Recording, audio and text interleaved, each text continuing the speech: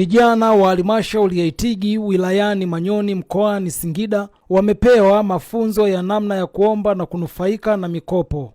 Elimu hiyo imetolewa na Simon Sililo ambaye ni afisa mtendaji wa kata ya Itigi mjini kwa kushirikiana na diwani wa kata hiyo Mheshimiwa Ali Minja. Mara baada ya kumalizika kwa mafunzo hayo, tulizungumza na vijana waliohudhuria mafunzo hayo na walikiri uwepo wa elimu hiyo itawasaidia kwa kiasi kikubwa kujua ni namna gani na njia zipi za kuzingatia wakati wa kuomba mikopo.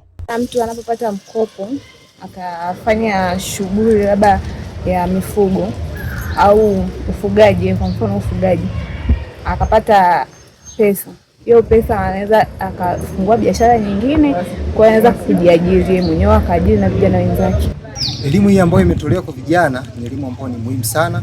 Kwanza inawaandaa vijana kuweza kujiajiri wenyewe.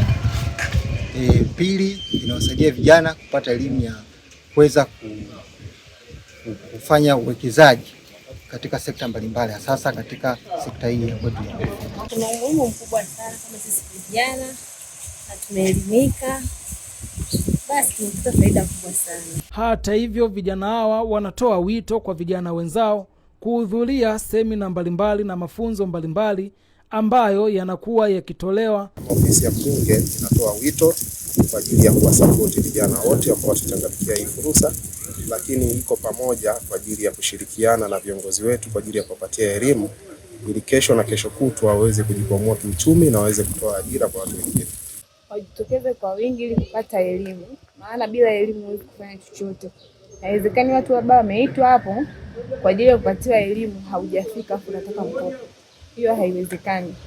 Kwa hiyo wajitokeze kwa wingi ili kupata elimu. Sisi kama vijana tuwe wepesi pale tunapopata wito kwamba mafunzo yanatolewa, basi tushiriki. Inasikitisha sana, kwa mfano kwetu hapa Itigi tumeitwa, lakini vijana ni wachache sana, wengi hawapo. Na kwa bahati mbaya unakuta kwa kiasi kikubwa ni wasichana. Wanaume tumekuwa nyuma sana. Mheshimiwa Ali Minja aliwakumbusha na kuasisitiza vijana kujikita zaidi katika fursa mbalimbali ambazo zinakuwa zinatangazwa kwa lengo la kujikwamua kiuchumi. Nikiripoti kutoka eneo hili la shule ya msingi Itigi mjini, Ramadhani Juma, Rama Online TV.